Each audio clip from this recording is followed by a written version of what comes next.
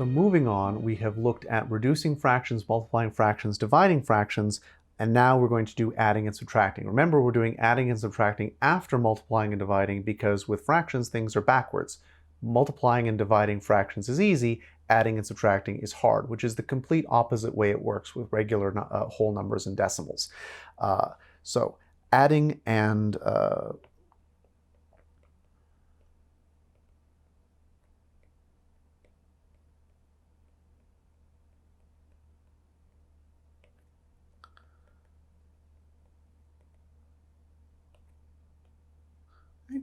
and you will remember that this is the one which is a huge pain because it requires a common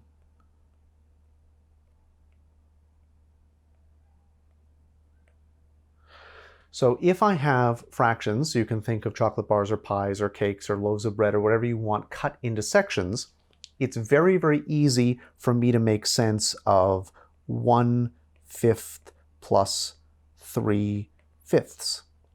So I can have my whatever it is, which is cut into 5 sections that are the same size, and I can have one of them, and then I can have 3 more of them, and that gives me a total of 4/5. So here is the rule, which is if the numbers on the bottom are the same, so you have something over A and another something over the same A, all you have to do is you keep the same number on the bottom. So it's not like multiplication where you did the bottom number times the bottom number. When you're doing it, you are in effect counting slices of pie or whatever the case is. So the size of the slices always stays the same. And then on top, it becomes whatever that thing was. So if the numbers match, so here they match, then it's fine. If the numbers, and by the way, this works the same for subtraction.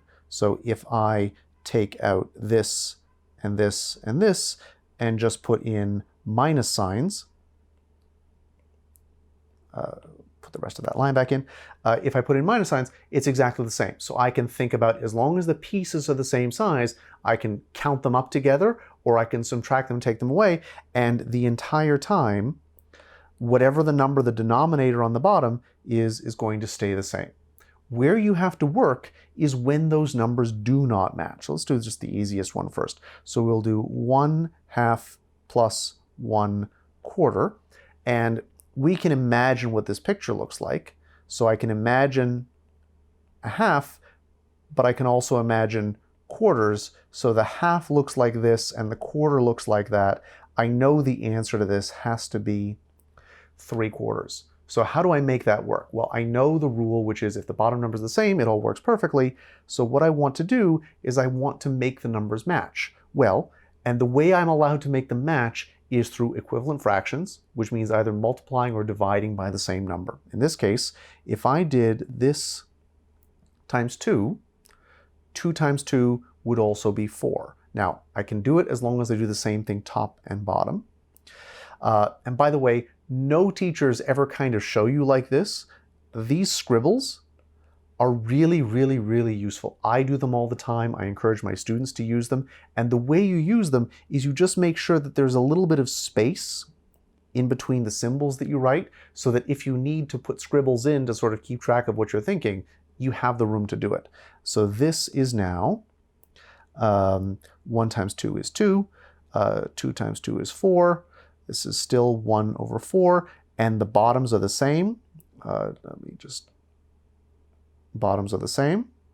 So I can keep the same bottom, and 2 plus 1 is 3. So that's how I get the answer that I want. So if I can change one to the other, and that's it. Now, the same thing would be true. So let's just really quickly work what would the opposite example with subtraction be. So instead, what I would be doing is I would be starting with the half and I'd be erasing 1/4, and the answer would be 1/4. So this would be minus 1/4, but this would be still 2/2, and 2/4 take away 1/4 is now going to be 1/4. So as long as I can get the bottom numbers to match, common denominator, everything is easy. Where things get to be a little bit tricky is, let's say it's not entirely obvious. So we will do 2/3 plus, let's see, 4/7. So if I start multiplying 3 by things, I get 3, I get 6, I get 9, I don't get 7. And if I start multiplying 7 by things, 7 and 14, it's so the way you do it is you just do them times each other. So here I take this 7 and do times 7 times 7, and here I take the 3 and do no, wrong color, times 3 times 3. And so because 7 times 3 and 3 times 7 are the same number, and yes, the scribbles really work, and here you start to see how useful they are, this is going to be over 21, and 7 times 3 is also going to be over 21, so they will be the same automatically when I just take the two numbers and multiply them by each other, and then multiply by the same. So remember, there's a 7 here, which means there's 2 3s here, and there's a 3 here, which means there's 2 7s here. They go over to the other fraction, and 2 times 7 on the top one is 14, and 4 times 3 is 12, and I keep the same one, which is 21, and this is 26, and I look very, very briefly to say, okay, does this divide by 3 or 7? No, so 26 over 21, that's as low as it's possibly going to be. Okay? Where this gets a little bit confusing is, let's say I have, what example shall we use? We'll do 1/6 plus 3/4. Okay? Now, if I do the trick that I did before, I'm going to do it over here. 1/6 plus 3/4. I am going to get the right answer, but your teacher's not going to like it as much. I can do times 4 times 4 times 6 times 6. And so this will be over 24.